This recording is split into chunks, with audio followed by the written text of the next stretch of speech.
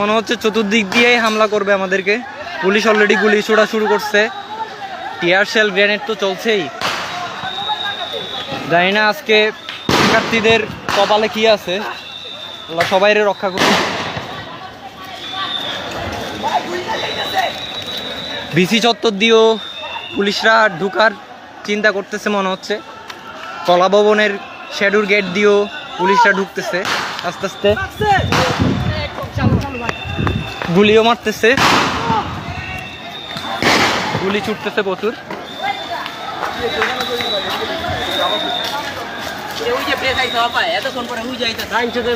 সাংবাদিকরা বসে আছে পুলিশের সাথে।